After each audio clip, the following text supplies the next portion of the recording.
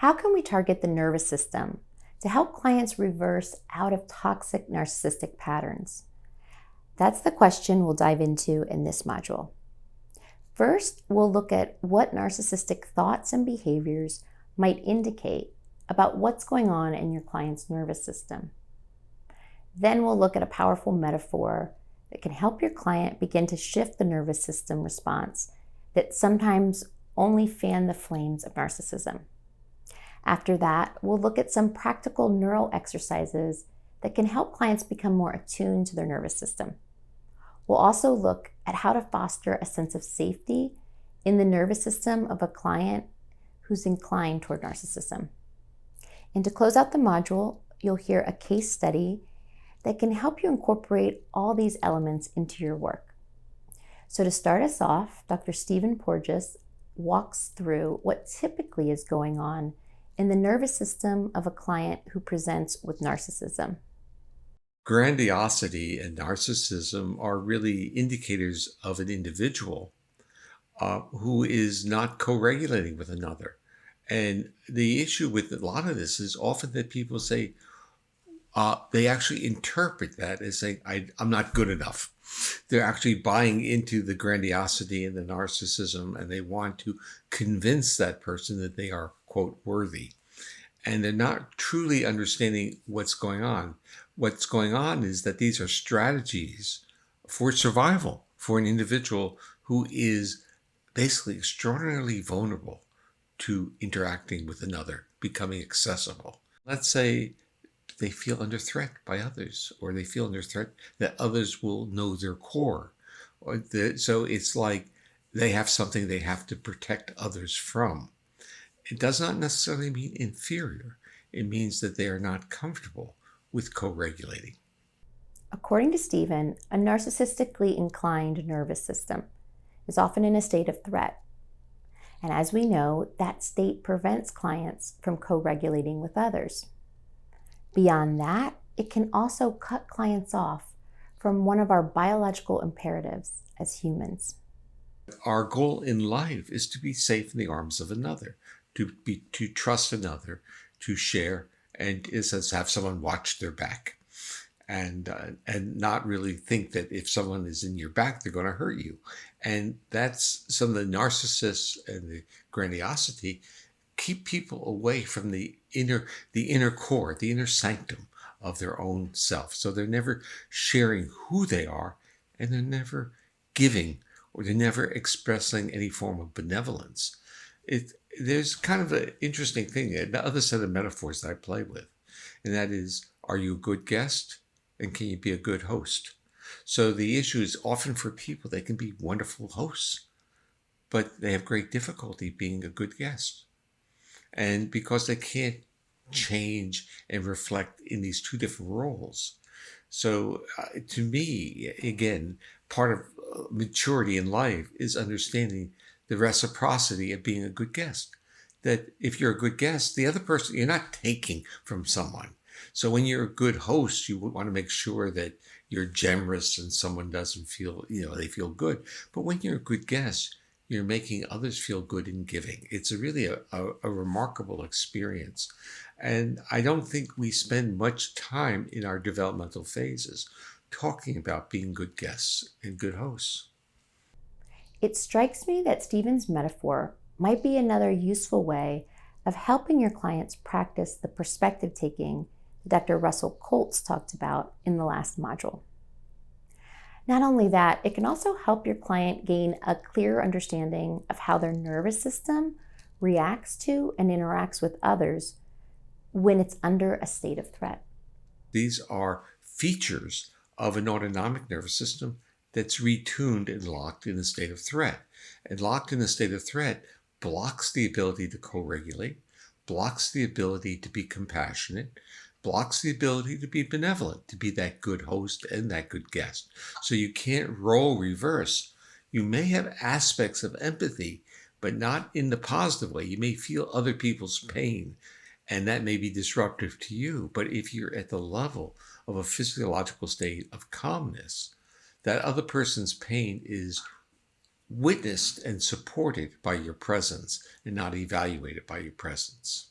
Now that we've seen how narcissism typically plays out in the nervous system, how can we work with it? Specifically, how might we help clients begin to successfully co-regulate with others? Well, according to Stephen, an important first step is helping your client recognize when their nervous system is entering a state of threat. The story goes back to a more primary one, that is this whole aspect of being embodied. Can they shift physiological states and report that? Can they feel the changes in their body, or are they already numb to their bodily experiences? So we can start talking about neural exercises. I think in the world of yoga and breathing therapies, you're already there because people are, in a sense, moving people into different physiological states through the potency of breathing. If you look at people who have become polyvagal informed in their therapy models, they don't talk about the events. They talk about the feelings. So they have people move. And I'm talking about Deb Dana's work, where she has them move up and down a metaphoric ladder of shifting physiological states. And these are neural exercises of embodiment, of experiencing and accepting and understanding the repertoire of the feelings. And then when they occur spontaneously, you know what they are. So let's look at some practical neural exercises that can help clients self-regulate and become more attuned to the state of their nervous system. We know more and more about what the breath can do in terms of self-regulation. And we know that, right, when we regulate our breath, we're regulating our body, we're regulating our brain, and that means we're regulating our impulses and our emotions and our defenses and, right, all kinds of other things that we want our clients to be able to do to feel safe in therapy, let their guard down in terms of those narcissistic defenses in particular. So when I talk to narcissists, I often think it's useful to kind of like, I'm going to let you in on a secret here, right? We're going to do some breathing. And I like to talk about your breath as like a remote control, right? It can start to, help you tune in to optimize, to be the best you can in therapy or be the best you can at work or in these other aspects of life. And let's maybe just, start the session to get ourselves into that mode in our nervous systems with like 7-11 breath. Right? Super simple, just breathing in, 2, 3, 4, 5, 6, 7, out, 2, 3, 4, 5, 6, 7, 8, 9, 10, 11. Getting it into that like 5 or 6 breaths a minute range with a few of those. Watch the nervous system quiet down, right? Our nervous system too, because we can be a little on edge sometimes with some of these clients. And that can really help. And then both of us, right, in terms of our defenses. And then we can also track with the breath, when my client does have their guard down, what is the ratio? What's about their breath rate? How can I get them back to that physiological state? If I can actually track their breath rate, I can help them physiologically get back to that state where their defenses are a little bit down and they're maybe a bit more open to the challenging feedback that we may need to give those challenging narcissists.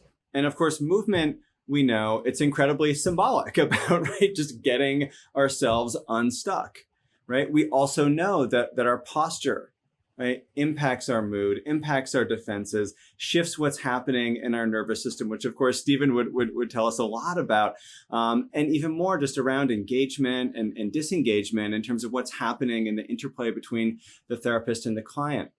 And I know that there's so much that we can say about yoga, but I want to actually go further and in fact, kind of more accessible and more simple, which is just walking with clients. I think there's so much going on in that kind of walking and side-by-side behavior, particularly with the narcissist. And I don't want to overgeneralize, but we do know that there's certain kinds of narcissism that tend to be more male in nature. And I think that these kinds of side-by-side therapeutic activities and ways of engaging can just really start to help folks let their guard down. When I work a lot with families and dads and sons, I often say, do stuff side by side. Don't sit across from each other, right? Like, fishing, right? Doing repairs around the house, these side by side activities, walking, driving in the car, right? They're kind of have this regulation built into them, right? Conversation's getting a little too hot. Like, let's press the button and wait for the light to cross the street or something like that. And I think this works in therapy too. the side-by-side thing, because there's not that threatening eye contact in some ways that brings the defenses up in particularly in narcissists. So I think also what we do is the guard gets let down a little bit without the eye contact, and folks just open up a little bit more, talk a little bit more. The other thing that happens is that our walk, our gait, our bodies end up co-regulating in this different way. Who's leading, who's following, who's walking a bit faster, right? These are messages that are useful to us as the clinician. We can also co-regulate them by shifting our posture, shifting our speed, these kinds of things that can also really unconsciously impact our clients and help them let go a little bit of their defenses as well. And we can also watch their body language. How are they walking, right? Aggressively, not so aggressively, openly, not so openly, confidently, not so confidently, right? We can mirror, we can help them shift stances, and again, kind of co-regulate to help them open up a little bit. So I think that just movement, even just walking, can be so useful in that way. Dr. Stephen Porges and Chris Willard just shared several practical physical exercises you might use to help your client begin to first recognize when they're in a threat state, and second, start to regulate their nervous system. So next, let's take it even a step further, because I want to get into some strategies you might use to foster a sense of safety in the nervous system, especially with the client who might be narcissistically inclined. And so how do we help the narcissist to start to feel a little bit safer? Oftentimes I try to frame it with the narcissist in terms of like, yes, you're great, all of that, right? There's still this room for improvement. Like the Kaizen philosophy of just kind of always this continuous partial improvement that people can bring to their lives. It's not that you're bad, but here's how you can do even better. And so thinking about how we then deliver feedback becomes a real challenge. And I often think about what is it? In some ways, it's very simple. It's like, I remember when I was in college, right? The kind of compliment sandwich for an art crit or a creative writing crit or something like that. It's like, first you give a compliment, then you maybe give the feedback, then you kind of patch them back up with a compliment and a model for how to move forward.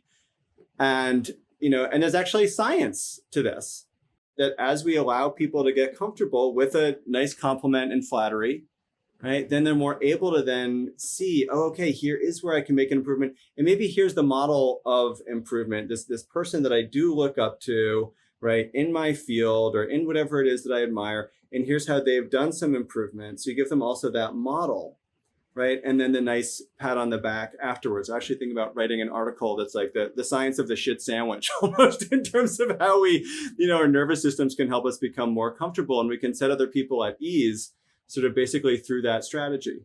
So to help tie together a lot of what we've looked at within this module, I want to get into a case study. In it, you'll hear from Dr. Usha Tamalanara and how she used a parallel version of Dr. Stephen Porges' earlier metaphor. Take a listen. This is a client who's in his 30s, and he has been dating for a number of years. He had a long-term relationship, and then since that point, like straight out of college, and then after that, his relationships with women have typically lasted just a few months, and he's convinced that he has just not met the right woman.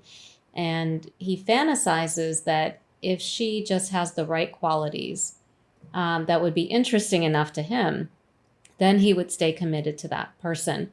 He often thinks about other women, however, while he's dating any one person. So he looks at other women and wishes that he could maybe be with them. Should he go up and talk to them? So this becomes a significant distraction for him and a preoccupation. So for a while in our work together, we focused on his frustration. I would say this is the early part of our work. We focused on his frustration of not meeting this right person that he fantasized about. But eventually I asked him, is it them, or could it be something about where you are in your life right now, or something about you that is leading you to feel this way? And I think asking that particular question, in retrospect, I really think it parallels this question, are you a good host and are you a good guest? My client didn't appreciate this question at first. He was annoyed with me, and because he wanted to focus on the other person. Why is this person not what he wishes for, what he hopes for? But as we talked more, he became, I would say, gradually more willing to bear the idea that he wasn't ready to be with one person. And over time, we discovered that he may never want a monogamous relationship. And this has been a really difficult thing for him to come to terms with, because that's not what he imagined about himself. That's not how he constructs himself.